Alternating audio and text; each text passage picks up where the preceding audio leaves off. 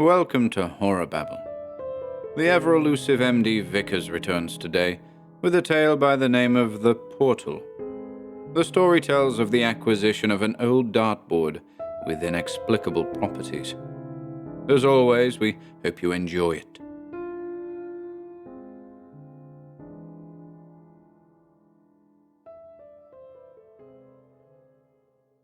The Portal by MD Vickers.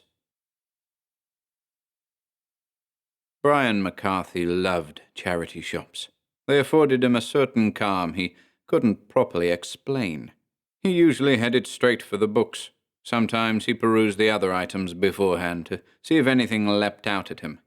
He was currently off work with anxiety and depression. Today wasn't a good day. He needed something to lift his spirits. There was a dartboard propped up near a stack of board games. He meandered over, dodging around an old lady clutching a lamp in one withered claw. It looked like an old pub dartboard, genuine bristle. Seen plenty use, but not enough to make it look too shabby. There was a price tag displaying £5. He mentally checked the contents of his wallet. Should have enough. He picked it up, sliding it out carefully. There were fittings on the back. He had some darts somewhere he could dig out. The fog in his head shifted a little as he got a nostalgic whiff of it.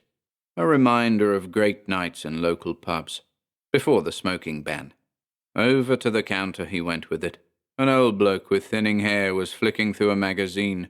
He had a bad case of psoriasis going on his scalp. He looked up and saw the price tag. Brian rummaged in his wallet after placing the board on the countertop. "That'll be £5, please, sir.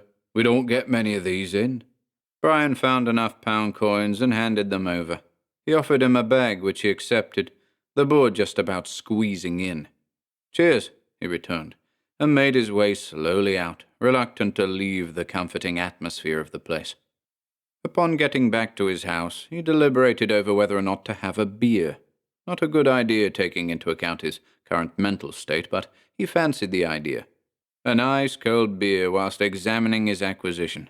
He put the bag on the couch and went to the fridge, selecting one of the 6 bottled lagers in there.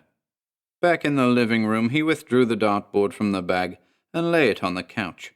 He had an urge to lift it up to his face and inhale the odor of it up close. He gripped it and did just that, getting that smoky pub smell again.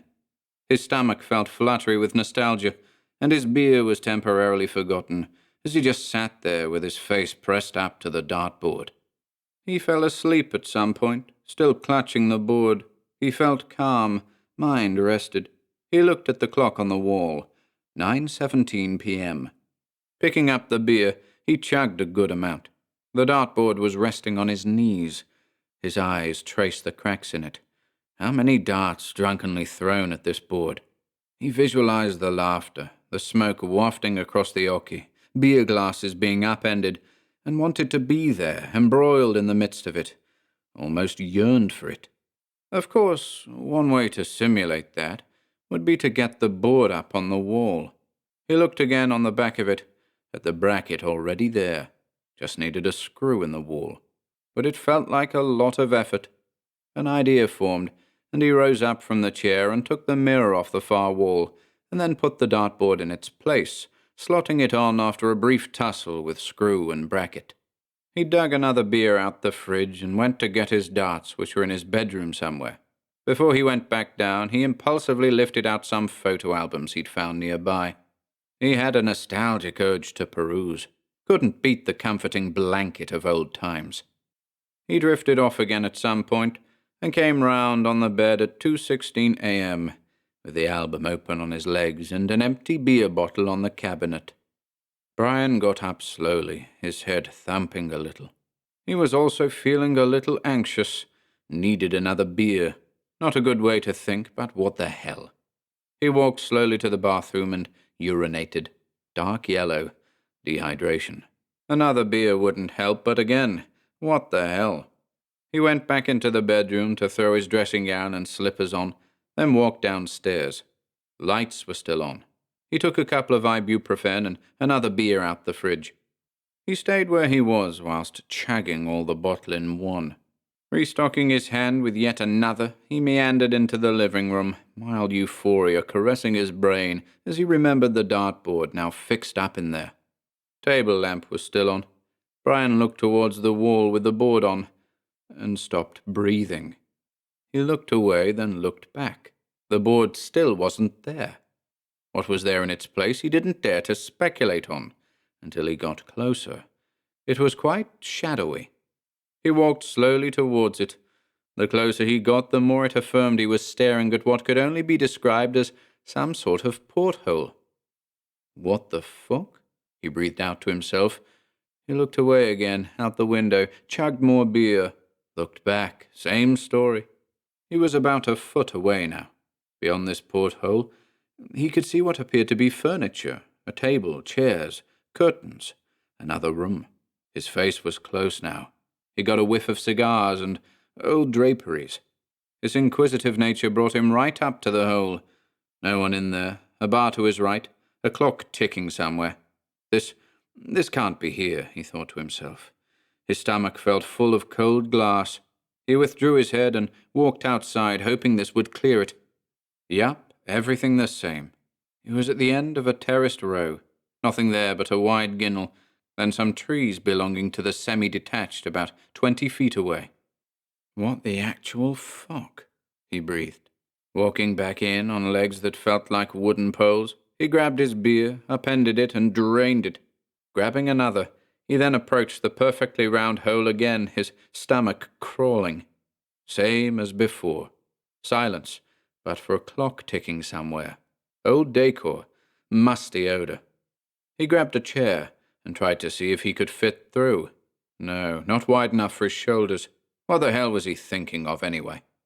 And where the hell had the dartboard gone? He looked around the room, but couldn't see it anywhere. This room, whatever the hell it was, fascinated him, though. He took another long swallow of beer.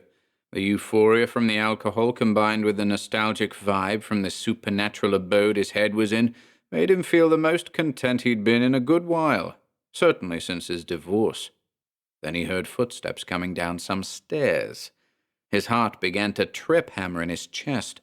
The door to the other room opened, and a man walked in, haggard-looking, sleeves rolled up, cigarette dangling from his lips. He began to uncover the pumps. Brian McCarthy felt frozen to the spot. He had instantly attempted to recoil as the door opened, but found he couldn't move. The landlord, he assumed, glanced towards him now and again, without a flicker of any kind of surprise at all.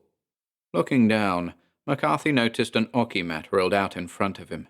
He was realizing also that he couldn't now move his head at all. Just his eyes were rolling around frantically in their sockets. Panic began to uncoil and flood his body. The landlord was sliding the bolts on the door and opening up. McCarthy could now hear sounds of the street. More footsteps coming downstairs. A woman this time, frantically fidgeting with her hair. The pair looked dressed in maybe 60s clothing. McCarthy tried to moan out loud, but nothing came out. His head was still fixed in place. He felt like screaming hysterically. Customers began to file in. McCarthy wasn't even given a glance. Fuck's sake, he needed a drink. But he couldn't get one. Couldn't retract his head. Couldn't do anything but roll his eyes around. Smoke drifted his way. All comfort derived from the smell gone now. Pints were being greedily gulped. The odd belch. Conversation. But McCarthy was far too panic-stricken to pay much attention to it.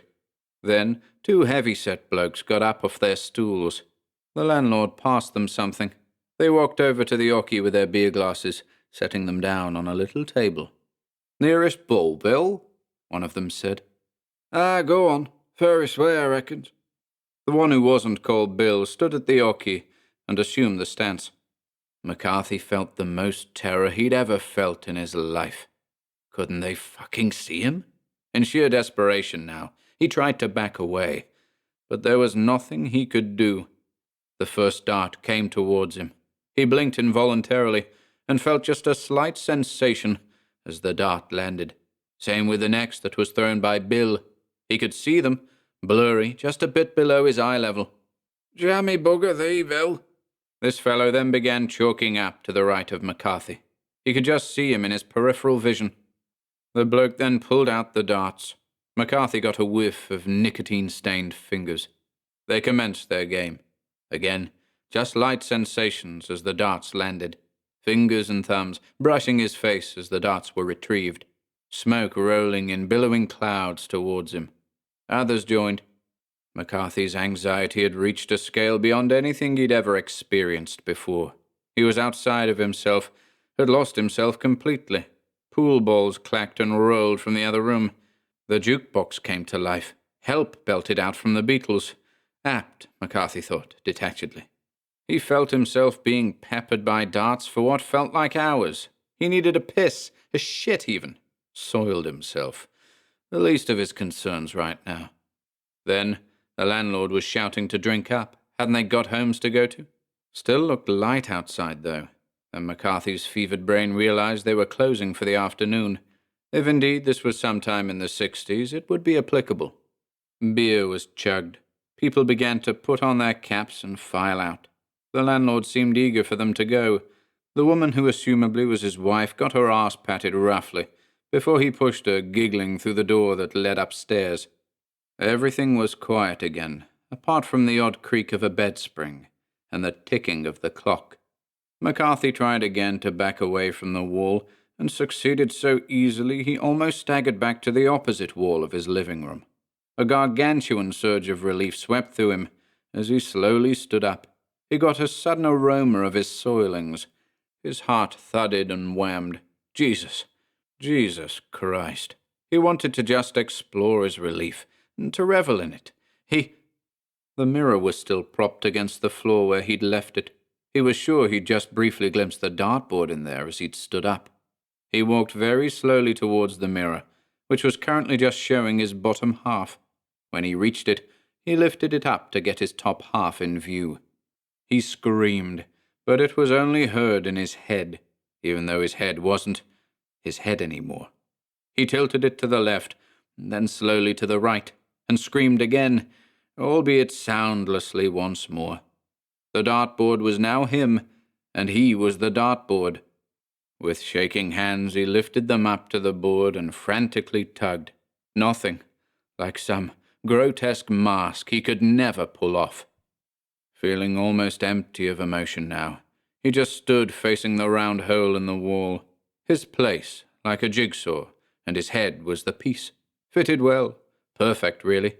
Destiny. He shuffled slowly forwards, lining himself up. Hardly took any maneuvering whatsoever before he slid back in. It was meant to be. It was obvious. The clock ticked. He waited patiently until the sound of footsteps were heard on the stairs. The bolts were drawn back once more. Thirsty punters filed in.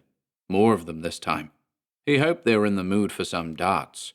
He knew he was. He didn't have to wait long.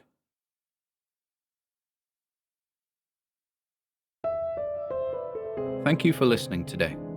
If you'd like to support our work here at HorrorBabble, be sure to check out the video description below, where you'll find links to our Bandcamp and Patreon pages, our merch store over at Teespring, and further information relating to our releases on Audible, iTunes, and Spotify. And until next time,